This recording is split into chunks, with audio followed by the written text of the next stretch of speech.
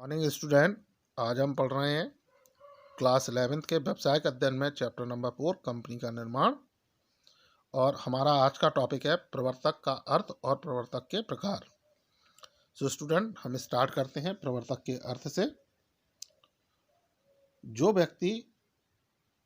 व्यक्तियों का समूह, संस्था कंपनी के प्रवर्तन में सहायता प्रदान करता है और इस संबंध में सभी आवश्यक कार्य करता है, उसे प्रवर्तक कहते हैं। तो जो प्रवर्तक है वह ऐसा व्यक्ति या ऐसा व्यक्तियों का ऐसा समूह जो प्रवर्तन संबंधी कार्य करते हैं या प्रवर्तन संबंधी कार्य करता है, वह हमारा प्रवर्तक कहलाते हैं। जैसा न्यायाधीश काकवर्ण के अनुसार प्रवर्तक निश्चित उद्देश्यों के आधार पर कंपनी का निर्माण करता है एवं उसे चलाने तथा अपने उद्देश्यों की प्राप्ति के लिए आवश्यक कार्रवाई करता है।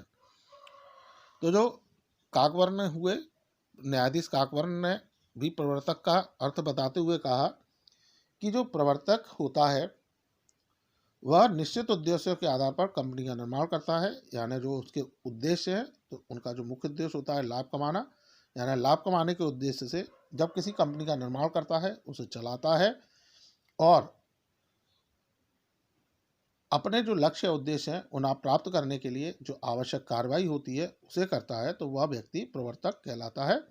यानी कुल मिलाकर अगर हम बात करें तो जो प्रवर्तक है वह व्यक्ति या व्यक्तियों का ऐसा समूह है जो अपने विचार को लाभ कमाने के लिए, यानी जिसके मन में ये विचार आया कि वह लाभ कमाना चाहता है और इस विचार को वह व्यवसाय के रूप में परिवर्तित करके उसकी जो संभावनाएं हो सकती हैं उन संभावनाओं को ढूंढकर उनके प्रति पूर्णतः सचेत होकर और जो इससे संबंधित व्यक्ति हैं, विशेषज्ञ हैं, उनकी मदद लेकर कंपनी को अस्तित्व में लाने के लिए आवश्यक कदम उठाता है, आवश्यक कार्रवाई करता है, वह प्रवर्तक होते हैं। यानी कुल मिलाकर प्रवर्तन संबंधी कार्यों को करने वाला व्यक्ति प्रवर्तक कहलाता है।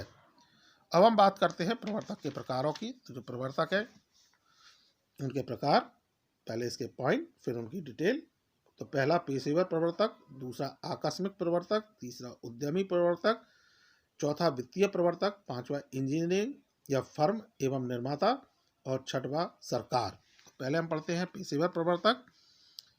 एक पेशेवर प्रवर्तक एक कंपनी का प्रवर्तन करता है, तत्पश्चात उसका नियंत्रण एवं प्रबंध उसके निदेशक मंडल को सौंप देता है। उसका हित केवल कंपनी प्रवर्तन प्रक्रिया तक ही सीमित होता है। अपनी सेवा के लिए वह कंपनी से पारिश्रमिक लेता है।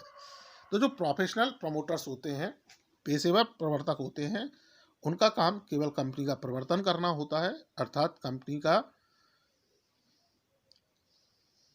जिसमें कंपनी का पंजीकरण, समामेलन का प्रमाण पत्र प्राप्त करना और व्यवसाय प्रारंभ करने का प्रमाण प्राप्त करना, यहाँ तक का उसका कार्य होता है।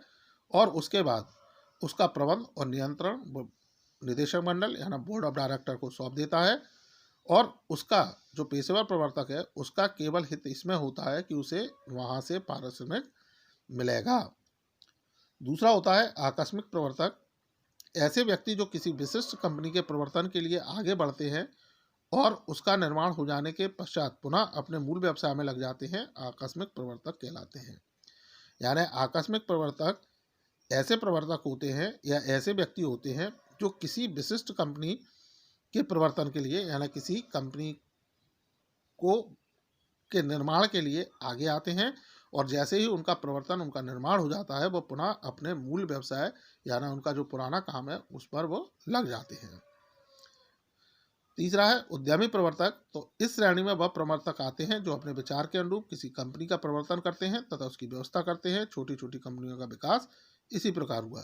तो उद्यमी प्रवर्तक ऐसे प्रवर्तक होते हैं जिनके मन में किसी कंपनी को प्रारंभ करने का विचार आया और उस विचार के अनुरूप उन्होंने अपनी कंपनी का निर्माण किया, उसकी व्यवस्था की, उसका संचालन किया।